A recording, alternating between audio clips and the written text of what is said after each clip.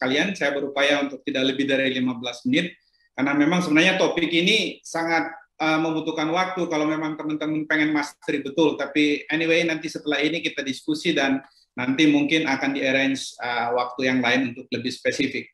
15 menit saya akan gunakan untuk topik ini, dan saya ditugaskan untuk sharing khusus dua, yaitu public service dan challenge. Next. Nah, ini tentang saya, karir saya hibrid setelah Humphrey Fellows, bekerja di pemerintah dan juga banyak bekerja membantu di consulting. Next. Nah, kita sudah dengar kelebihan dari Hubert Humphrey Fellow ini. Saya mengatakan bahwa Humphrey Fellowship ini adalah platinum ticket untuk, in my terms, spread your wings, ya, melebarkan sayap, mengepakkan dan terbang lebih tinggi. Nah, itu sebabnya banyak pengalaman dari Hubert Humphrey saya tulis dalam buku Spread Your Wings, itu terinspirasi dari program Humphrey Fellowship, dan hari ini saya sudah menulis buku tentang Spread Your Wings itu, karena Hubert Humphrey ini memang benar-benar program yang bisa mengepakkan sayap kita menjadi pribadi yang benar-benar memiliki legacy untuk disebarkan kepada orang lain. Next. Nah, untuk menulis essay khusus di Hubert Humphrey, saya punya 5 tip yang saya sebut agar mudah diingat. 5 platinum rules, 5 platinum rules untuk menulis essay yang bisa convincing tim seleksi Hubert Humphrey. Yang pertama adalah know thyself, ketahui dirimu sendiri. Nah, proses menulis essay dimulai bahkan sebelum Anda menyentuh laptop, menyentuh komputer atau membuat draft. Itu prosesnya. Karena ada proses pengenalan diri sendiri. Sebenarnya apa sih yang saya mau dari Hubert Humphrey? Kenapa saya harus nge-apply Hubert Humphrey? Apa potensi saya sebenarnya sehingga saya layak diterima menjadi Hubert Humphrey? Dan saya sepakat dengan pembicara sebelumnya bahwa menulis aplikasi ini adalah menjual diri sendiri, jadi marketing. So remember, you are marketing yourself as a leader. Jadi harus benar-benar mengetahui apa sebenarnya potensi dan apa yang kita ingin tuju dari Hubert Humphrey. Dan saya memberi catatan di situ bahwa secara cultural untuk kasus ini saya lebih mengusulkan untuk menggunakan pendekatan wheat approach atau gandum daripada rice approach atau padi.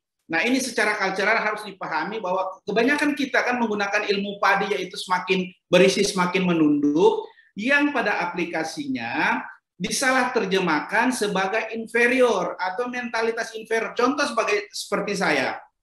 Sudahlah, kamu mau apa sih? Orang guru kecil aja di Pulau Sangihe gitu. Sudahlah, kamu nggak layak untuk jadi Hubert Humphrey. Nah, itu salah interpretasi dari semakin berisi semakin menunduk gitu kan. Nah, untuk spesifik konteks ini, saya mengatakan teman-teman, kenali dirimu dan gunakan pendekatan wheat approach, di mana Anda yakin bahwa Anda seorang leader gitu.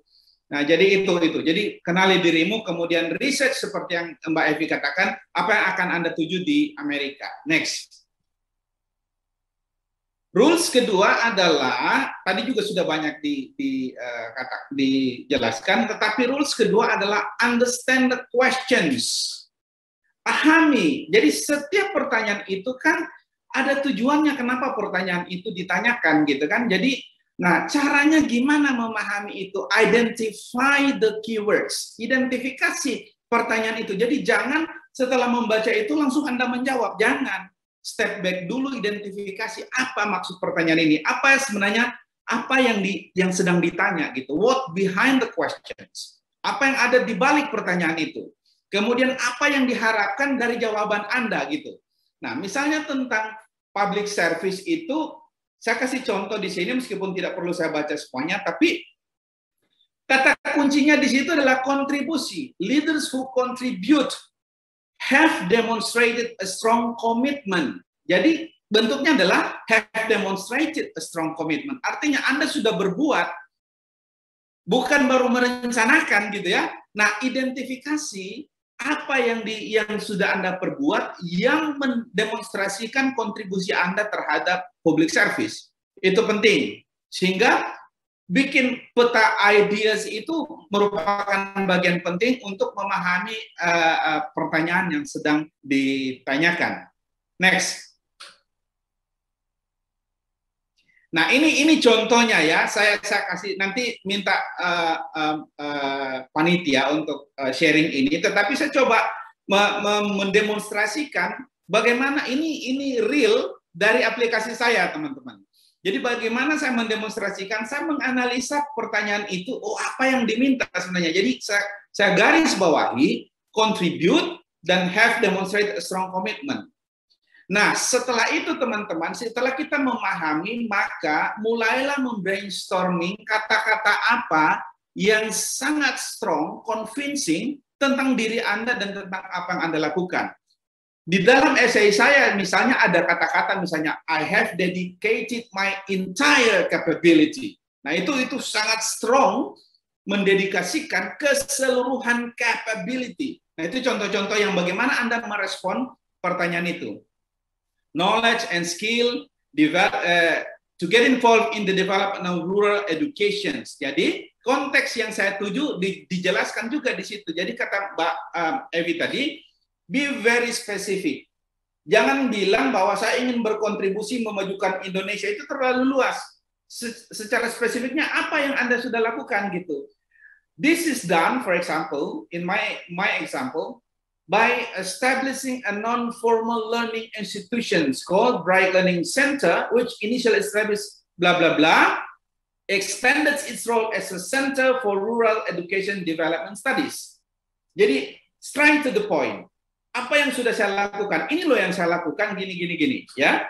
Jadi bagaimana Anda menguraikan ini dengan satu narasi yang sangat convincing dengan pilihan kata-kata atau diction yang Anda seleksi yang memiliki dampak untuk convince the committer.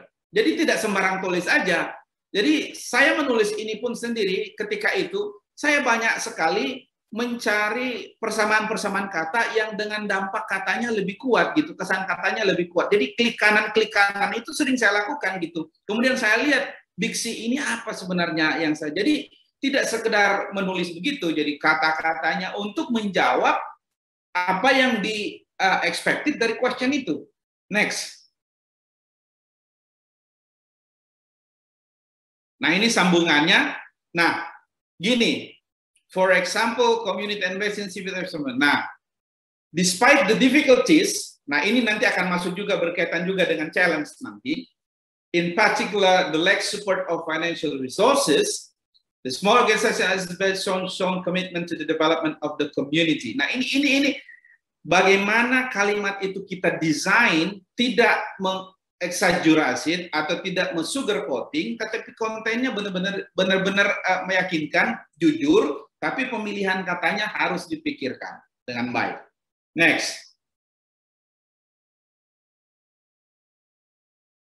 Nah, yang ketiga rules-nya adalah saya sebutnya smart problematizing. Ini khusus untuk merespons tentang challenge. Apa yang dimaksud dengan smart problematizing itu? Nah, harus ingat bahwa ketika Anda melamar Humphrey, Anda adalah seorang leader, bahkan syaratnya adalah harus minimal 5 tahun pengalamannya. Nah, smart problematizing tidak berarti menjual masalah atau menjual untuk mendapatkan ibah. Enggak. Tetapi smart problematizing adalah you have to understand the whole context, the bigger picture. Apa sih sebenarnya yang ingin saya kontribusikan dan sedang saya kontribusikan, telah saya kontribusikan. Itu.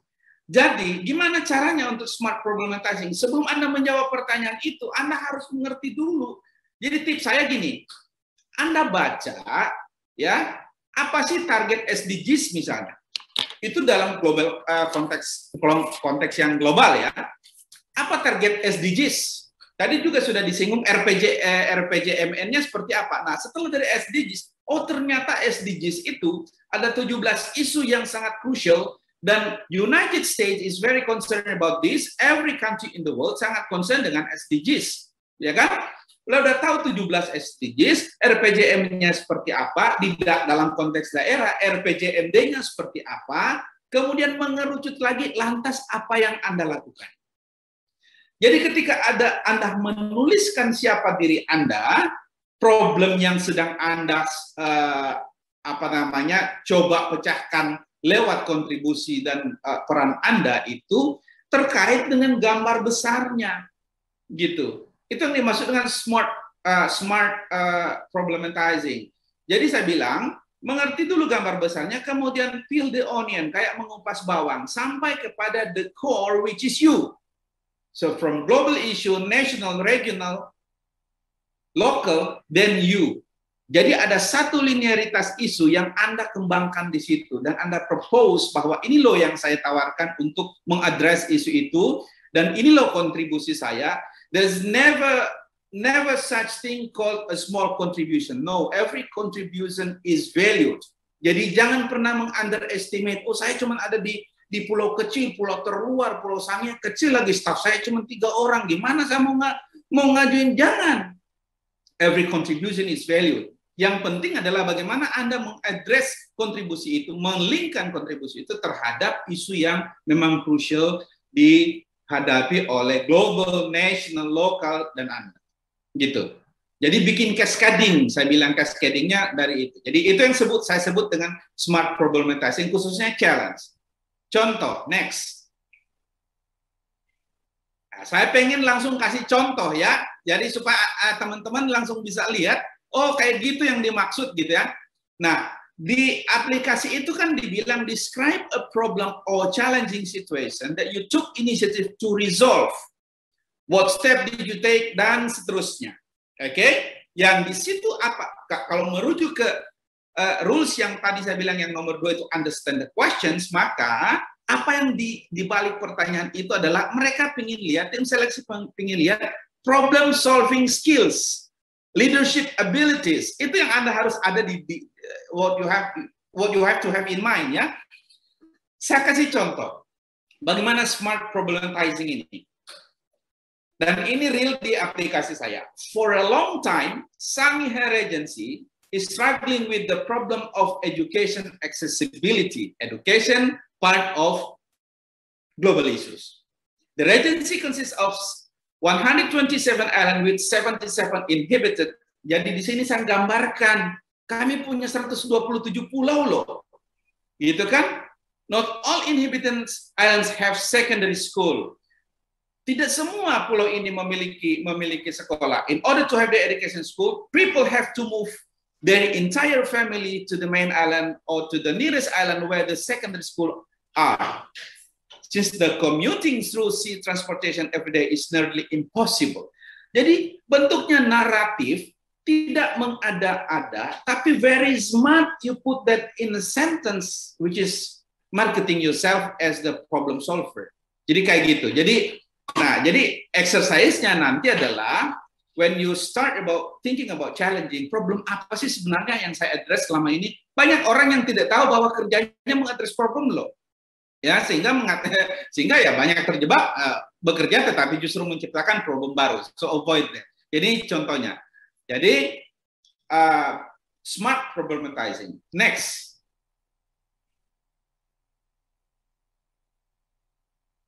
Nah, ini contohnya juga. Jadi kita buatkan naratif sentence yang kemudian meng-highlight problem yang benar-benar Anda solve atau benar-benar meskipun mungkin belum 100% solve, tapi you have contribution in solving that problem with your small team misalnya. Jadi itu yang harus. Dan sekali lagi ingat bahwa pemilihan diction Anda harus memilih diksi yang benar-benar very convincing dan sangat dense, sehingga yang Anda tulis itu istilahnya daging semua gitu ya, nggak ngecap gitu, daging semua karena Anda memikirkan itu dengan pemilihan katanya pun sangat spesifik. Lanjut. Next. Nah ini juga masih di ini, tetapi Saya coba lihat di situ misalnya to convince people, itu kata-kata yang the NGO initiated, itu yang saya kata highlight. Karena apa? Yang ditunggu oleh para pembaca itu untuk menilai Anda adalah kata-kata yang sudah di hints oleh pertanyaannya. Sehingga dari pertanyaan itu kita sebenarnya sudah punya tanda atau sign kata-kata apa yang akan masuk dalam diksi yang mereka tunggu gitu ya. Jadi inisiatif atau apa namanya contribution dan sebagainya dan sebagainya. Itu yang harus Anda punya ini. Lanjut. Next. Ya, terus ya ini masih example. Saya kasih contoh realnya. Nanti teman-teman boleh baca jika memang ini harus di-sharing sehingga Anda bisa mengerti betul apa namanya. Tetapi at the end of your essays to address the challenge, to address the public service atau bahkan kepada program, at the end you have to highlight a sentence that makes the committee or the selection committee convinced or they show why you are eligible dan kenapa Anda yang harus terpilih. Contoh, saya tutup kalimat itu dengan this was an outstanding achievement that seemed to be impossible for the local government a few years ago. Jadi ini sangat luar biasa. Dulunya sebelum ada pendekatan ini ternyata setelah diintroduce ini luar biasa ini achievement-nya ya very outstanding. Jadi seperti itu. Jadi ada kalimat penutup yang membuat Anda remarkable ya. Ada di dalam otak para karena yang melamar ini program ini ribuan kan Mbak Mita ya. Ribuan orang lamar ini. So how to sell yourself and remember by the committee itu salah satunya dengan memilih kata-kata yang sangat mudah diingat dan sangat inspiratif bagi para peminta. Next. Rule keempat adalah jadi setelah tadi mengetahui diri sendiri, kemudian memahami pertanyaannya, kemudian you have to problematize. Ini belum nulis ya. Jadi pada saat mengetik itu sudah berawal dari sebuah konsep dan internalisasi, tidak langsung dengan Word document yang blank. Jangan, itu lari kemana-mana itu nanti. Nah, step yang keempat adalah develop your leadership lexicon. Apa yang saya maksud dengan leadership lexicon? Yang tadi, yang kata-kata itu yang ada dalam domain leadership Anda, yang related to each questions. Select the strong words, then say what you mean to say. Nah ini penting. Say what you mean to say, straight to the point, gitu ya. Secara culture menulis kita itu harus kita akui, kita tuh melambai-lambai, we save the best for the last. Nah ini kita, materi yang pertama tadi mengingatkan bahwa kita tidak sedang menulis novel atau tidak sedang menulis buku seperti saya. Kita menulis sebuah argumen, essay, yang ada batas katanya. Jumlah karakter katanya itu dihitung gitu loh. Jadi straight to the point. Nah, banyak yang gagal, saya lihat, karena mereka tuh tidak cukup waktu untuk mengekspresikan poin-poin yang penting di dalam essay mereka. Mau hapus yang di atas terlalu manis kata-katanya. Jadi nggak bisa, ya udah dikunci aja di situ. Padahal substansinya belum banyak yang diungkapkan karena kata-katanya terlalu banyak yang manis-manis tetapi tidak substantif. Nah, bagaimana bisa straight to the point? Anda harus membangun leadership lexicon itu. Jadi harus ada daftar kata. Kalau dulu saya bikin daftarnya itu. Saya bikin daftar, oh ini apa, saya klik kanan ini apa, nanti kalau saya bilang ini gimana gitu ya. Jadi ada vocabularies yang kita siapkan untuk nulis itu. Jadi sampai segitunya gitu. Karena Hubert Humphrey ini kan, waduh, salah satu signature program leadership ya saya bilang ya. Luar biasa ini. Karena Anda di sana dianggap sebagai duta bangsa. Dan tanya teman-teman yang itu, wah ini dari kampus ke kampus, bahkan kita sering diundang jadi keynote speaker di seminar-seminar yang pesertanya profesor-profesor. Nah, saya punya kesempatan untuk mendebat yang saya idam-idamkan waktu itu karena Hubert Humphrey, misalnya Francis Fukuyama, itu saya punya kesempatan untuk debat mereka gitu kan. Dan datangnya aja luar biasa kan di kita well treated just like an ambassador. Jadi leadership lexicon itu sudah harus di-develop. gitu ya. Don't beat around the bush, try to the point gitu. Jadi kalau saya mau bilang ini, bilang langsung itu. Jangan nanti simpan di bawah, nanti selesaikan dulu baru jangan. Itu akan takes time dan tidak convincing ya. It's not writing a poem, ya. It's writing an argument essay. Next. Nah, yang kelima adalah saya mau bilang submit your at least the 10th draft. Apa maksudnya ini? Banyak orang yang pengen segera mengirimkan aplikasinya. No, it doesn't work. A good and convincing essay needs preparation. It's not an overnight work. Yeah. So I encourage you to start writing from now. Menulisnya dari sekarang, kan tinggal 1 bulan nih Mbak Mita ya. Tapi nulisnya harus dari sekarang. Jangan kejar target, kebut target semalam kemudian besok disubmit. No, it doesn't work that way. Nah, submit the 10th draft, at least the 10th draft. Why? Because you have to read, then you have to reread, then you have to review, then you have to revise, and then you have to rewrite. So it's a 5R. Saya sebutnya 5R supaya mudah diingat. Read, reread, review, revise, rewrite. Tulis draft pertama, dibikin 5R. Tulis draft kedua. Dan to be honest, saya kirim itu benar-benar draft ke-10. Saat ini lagi saya tanya ke teman gitu ya. Jadi have friends to proofread.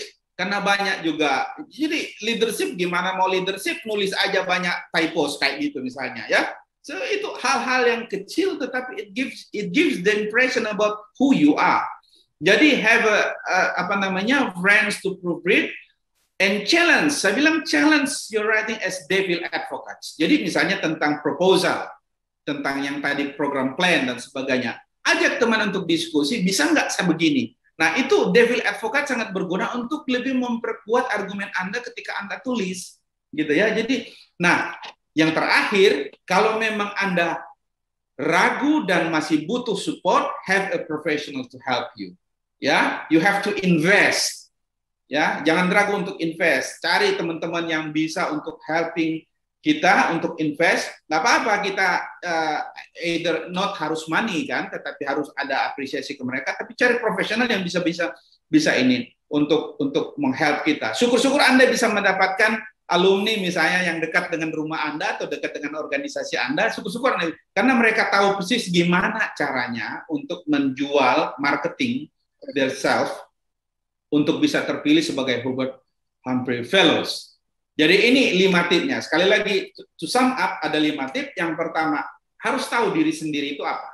Kekuatannya yang sedang Anda marketing itu apa.